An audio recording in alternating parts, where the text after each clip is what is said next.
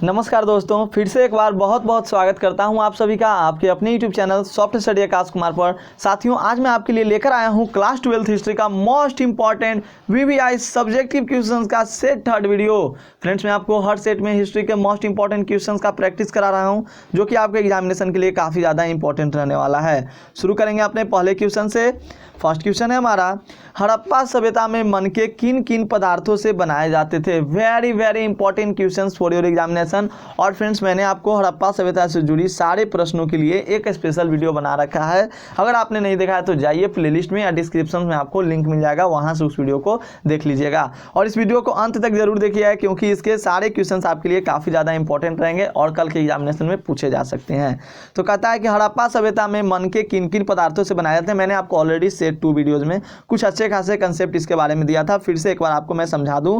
कहता है कि हड़प्पा सभ्यता में जो मनके होते थे, हड़प्पा सभ्यता के मनके, वो अर्ध बहुमूल्य मतलब आधा बहुमूल्य पदार्थ, पत्थर जैसे सिलखड़ी के पत्थर आपके हो गए, सिलखड़ी हो गया, पत्थर हो गया, फायांस हो गया, मिट्टी, तांबा, कांसा, सोना, शंख इत्यादि के प्रमुख बनाए जाते थे। और ये क्या होते थे, इनका आकार भी किस तरह का होता था। स्ट्रक्चर की बात कर लें तो चक्राकार, बेलनाकार, गोलाकार, ढोलक आदि के क्या होते थे, इनका स्ट्रक्चर होता था। इस बात को आप लोग ध्यान में रखिएगा, इंपॉर्टेंट रहेगा आपके एग्जामिनेशन में। नेक्स्ट हमारा क्वेश्चन कहता है, ये भी आपके लिए काफ़ी ज़्यादा इंपॉर्टेंट है दोस्तों, और बहुत बार आपने देखा भी होगा क्वेश्चन बैंक में कि इस क्वेश्चन को पूछा जा चुका है। कहता है कि अशोक के अभिलेख कितने प्रकार के थे, लिखें।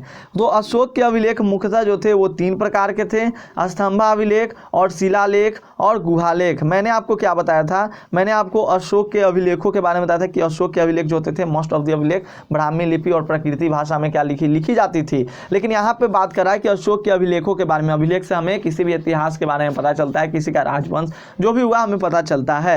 अभिलेख क्या होता है, तो इस पर क्या होते हैं, राजा महाराजों का आदेश लिखा हुआ रहता है। ध्यान में रखिएगा इन सभी बातों को, कल ही आपको एग्जामिनेशन देने जाना है, तो अच्छे से समझिएगा वीडियो को और कल आप अच्छा करके आइएगा। और रात के 9 बजे वाली क्लास को आप जरूर से जरूर ज्वाइन कीजिएगा, वो भी आपके लिए इंपॉर्टेंट रहने वाला है। पहला लघु स्तंभ लेख एवं बृहत स्तंभ लेख, शिलालेख भी लघु एवं बृहत दोनों रूपों में थे। गुहालेख प्रायः पहाड़ों पत्थरों को काटकर बनाए गए होते थे। और मतलब अभिलेख मतलब कुछ कुछ मतलब पता चलता था कि हाँ इस पर क्या लिखा हुआ है।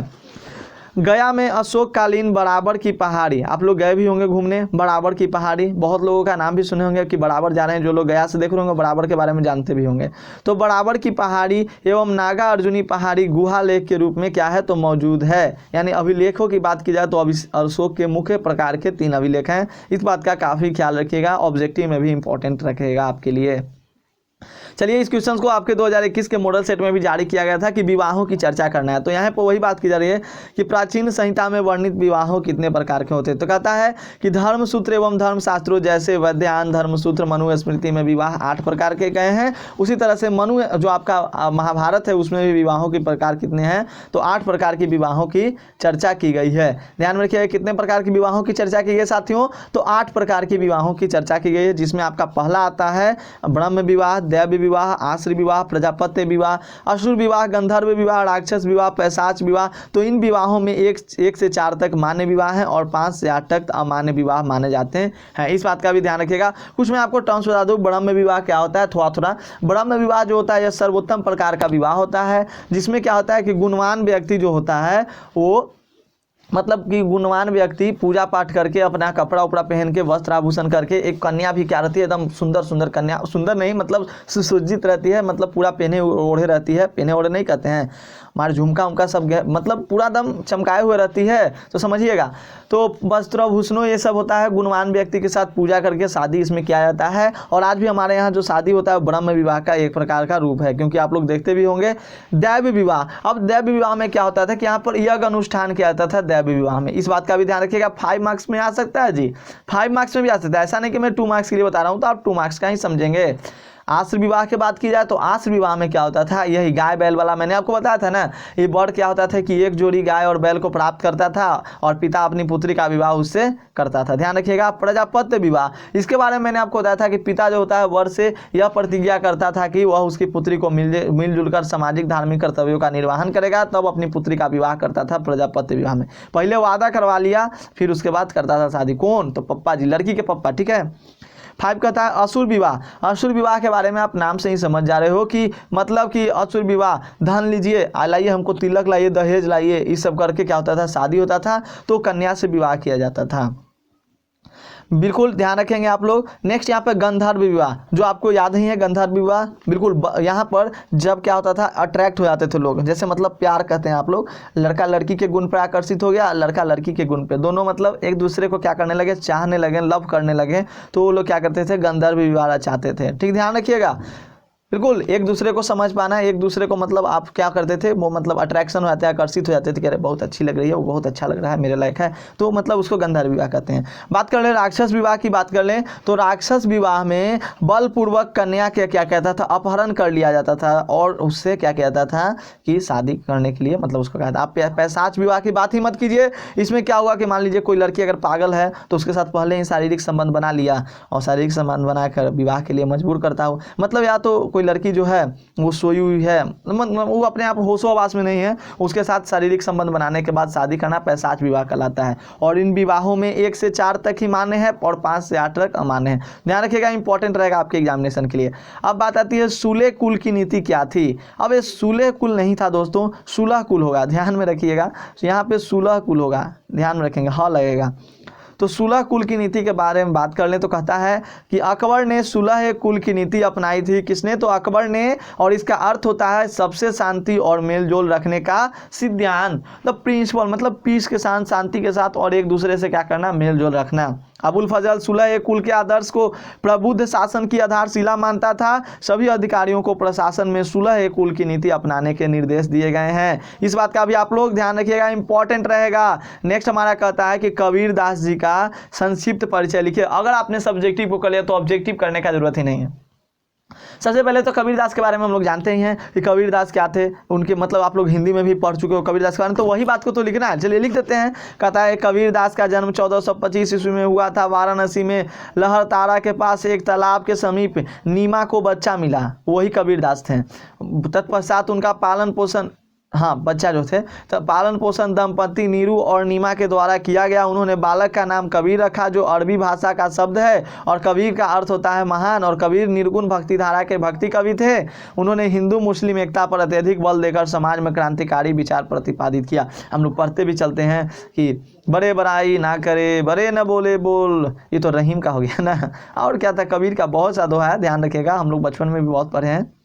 हाँ देखिए आ गया सूफीवादी सिलसिला, क्या का क्या अर्थ है, सिलसिला का क्या अर्थ है, सूफीवाद में सिलसिला का क्या अर्थ है, आप लोग पढ़े भी होंगे। ये सिलसिला है प्यार का चलता रहेगा, तुझे देख कर दिल मचलता। तो वहीं पे सिलसिला मतलब होता है कि निरंतर प्रयास करना, ठीक है, मतलब एक तरह से रिश्ता को बनाए रखना। तो वही बात कहता है कि सिलसिला का शाब्दिक अर्थ है जंजीर, जो शेख और मुरीद के बीच के निरंतर रिश्ते को घोतक है। इस जंजीर की पहली कड़ी पैगंबर मोहम्मद साहब से जुड़ी है। इस कड़ी के मार्फत पैगंबर मोहम्मद साहब एवं पीर गुरु के आध्यात्मिक शक्ति एवं आशीर्वाद उनके इस जंजीर से अंतिम छोर तक जुड़े मुरीदों तक पहुंचाता है। जो आपके पैगंबर मोहम्मद साहब मुसलमानों के जैसे मतलब एक तरह से आप लोग बहुत मतलब पहुंचे हुए आदमी थे ये मोहम्मद साहब, ठीक है, ध्यान में रखिएगा। नेक्स्ट हमारा कहता है अस्थाई बंदोबस्त से कंपनी को क्या लाभ हुआ। अस्थाई बंदोबस्त जो था वो लॉर्ड कर्नवालिस ने चलाया था 1786 ईस्वी में, इस बात का ध्यान रखिएगा। तो पढ़ते हैं हम लोग क्या कहता है कि अस्थाई बंदोबस्त के जनक लॉर्ड कर्नवालिस सन 1786 ईस्वी में भारत के गवर्नर जनरल बनकर आए और 1793 ईस्वी में लॉर्ड कर्नवालिस द्वारा बिहार, बंगाल, उड़ीसा में भू राजस्व की अस्थायी बंदोबस्त लागू की गई। इसमें जमींदारों को भूमि का स्वामी मानते हुए उन्हें नियत तिथि पर निश्चित राजस्व सरकार के पास जमा करना पड़ता था और राजस्व दर सरकार बढ़ा नहीं सकती थी। समझ चुके होंगे, मतलब कहने का मतलब एक ऐसी बंदोबस्त था जिसका पहले तो जान लीजिए, इसका जनक लॉर्ड कर्नवालिस, ऑब्जेक्टिव के लिए इंपॉर्टेंट, 1786 में भारत के गवर्नर जनरल बनकर आए थे। कब, तो 1786 में। पहले हमारे यहाँ गवर्नर जनरल चलता था ना, तो 1793 में लॉर्ड कर्नवालिस द्वारा बिहार, बंगाल, उड़ीसा में भू राजस्व की अस्थायी बंदोबस्त लागू की गई। ये भी क्वेश्चन आता है कि निम्नलिखित राज्यों में से किस राज्य में भू बंदोबस्त का अस्थायी प्रणाली लागू की गई थी। तो याद रखिएगा इन सभी राज्यों में, बिहार, बंगाल, उड़ीसा में। फिर कहता है कि इसमें जमींदारों को भूमि का स्वामी मानते हुए उन्हें नियत तिथि पर निश्चित राजस्व सरकार के पास जमा करना पड़ता था। राजस्व दर सरकार बढ़ा नहीं सकती थी और अस्थायी बंदोबस्त से कंपनी को लाभ हुआ। निश्चित आय के आधार पर अब नई कंपनी क्या हुई थी, वहां पर योजनाएं बनकर उनका क्रियान्वयन कर सकती थी। मतलब अब अस्थायी बंदोबस्त से कंपनी को क्या हो गया, लाभ होने लगा, क्योंकि अस्थायी था, बंदोबस्त था। ध्यान रखिएगा, लगान वसूलने का खर्च और परेशानी भी खत्म हो गई और इस नीति से बंगाल आंतरिक आर्थिक स्थिति में सुधार आ गया बंगाल की। और लगान की अनिश्चितता समाप्त होने से किसान कृषि की ओर लौटने लगे, जिससे कृषि का विकास हुआ तथा उत्पादन में वृद्धि दर्ज हुई। तो अस्थायी करने का मतलब इस सबको अस्थायी कर दिया गया, परमानेंट कर दिया गया। इस बात से भी आप लोग काफ़ी ज़्यादा ध्यान में रखिएगा, इंपॉर्टेंट रहेगा। नेक्स्ट हमारा यहाँ पे 8 नंबर का था दोस्तों कि संथालों ने ब्रिटिश शासन के विरुद्ध विद्रोह क्यों किया। हाँ जी, संथालों ने विद्रोह किया था। आप लोग याद होगा, 2 भाई का नाम था, सिद्धू एवं कान्हू ने नेतृत्व किया था किसका, संथाल विद्रोह का। इसका आपको अभी भूलिएगा मत, पूछा जाएगा। तो कहता है यह विद्रोह संथालों के नेता सिद्धू एवं कान्हू के नेतृत्व में किया गया था। यह विद्रोह भूमि कर अधिकारियों द्वारा किए जाने वाले दुर्व्यवहार तथा जमींदार साहूकार आदि द्वारा किए जाने वाले अत्याचार के खिलाफ किया गया था।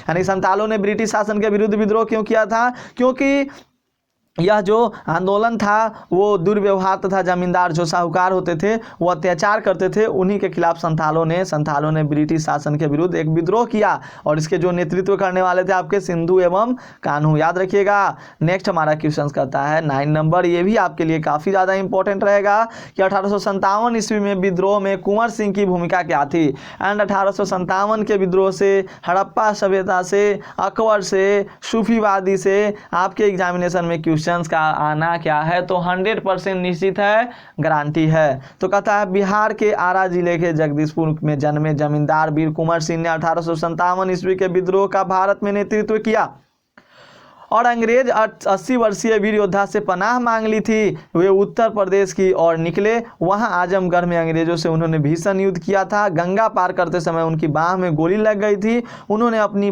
जख्मी बाह को तलवार से काटकर गंगा को समर्पित कर दिया, लेकिन गोली की जहर से वे मुक्त नहीं हो सके और जगदीशपुर में 27 अप्रैल 1858 को उनकी मृत्यु हो गई थी। देखिए कितने बड़े प्रतापी थे जी, इनको गोली लग गया था इनकी एक बाह में, तो क्या किए कि गंगा माता को क्या किए, अपनी बाह को समर्पित कर दिए। सोचे कि अगर गोली का जख्म क्या हो जाए, मतलब इतने वीरवान थे कि अपने ही तलवार से खुद अपना हाथ काटना, ऐसा बन पाएगा क्या।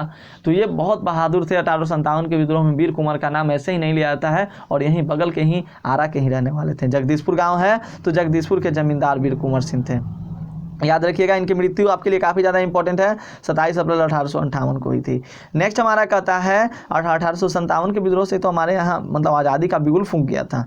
कहता है कि कस्बा और गंज में अंतर स्पष्ट कीजिए। बिल्कुल आज समझ लेंगे कस्बा क्या होता है, गंज किसे कहते हैं। कहता है यहाँ पे दोस्तों समझिएगा कि कस्बा जो होता है ग्रामीण इलाकों में एक छोटे नगर को कस्बा कहा जाता है। गाँव का एक छोटा इलाका होता है। इसे कैसे कहते हैं हम लोग कि अरे किधर से आ रहे हैं आप, मुसरटोली से आ रहे हैं, किधर से आ रहे हैं, चमरटोली से आ रहा है, मतलब इस तरह से कहा जाता है ना, सुनते हैं हम लोग। तो इसी को कहा जाता है एक तरह का कस्बा होता है जो सामान्यतः स्थानीय विशिष्ट व्यक्ति का केंद्र होता है, जबकि गंज एक छोटे अस्थायी बाजार को गंज कहा जाता है, जहाँ पर छोटा मोटा क्या लगता है, बाजार लगता है। कस्बा और गंज दोनों कपड़ा, फल, सब्जी तथा दूध उत्पादन से संबंधित थे। विशिष्ट परिवारों तथा सेना के लिए सामग्री उपलब्ध कराते थे। तो ध्यान रखिएगा, छोटे छोटे क्या थे, पहले कस्बा भी थे और क्या थे, गंज भी बनाए गए थे। तो ये सब आपके लिए इंपॉर्टेंट रहेगा, very very important question for your examination. दोस्तों आज की इस वीडियो में हम लोग सेट 3 वीडियो में हम लोगों ने 10 क्वेश्चन को किया। अभी जल्द ही मैं सेट 4 आपको देने वाला हूँ, जिसमें 10 और इंपॉर्टेंट क्वेश्चन को करेंगे, तो आपके लिए इंपॉर्टेंट रहेगा। तो प्लीज़ आप लोग उस वीडियो को जरूर देखिएगा। और जिन लोगों ने अभी तक सेट 1 और सेट 2 वीडियो को नहीं देखा, फटाफट से देख लीजिए, कल आपका एग्जामिनेशन है, बहुत ही इंपॉर्टेंट रहने वाला है। Take care all of you, मिलते हैं नेक्स्ट वीडियो में, तब तक के लिए धन्यवाद।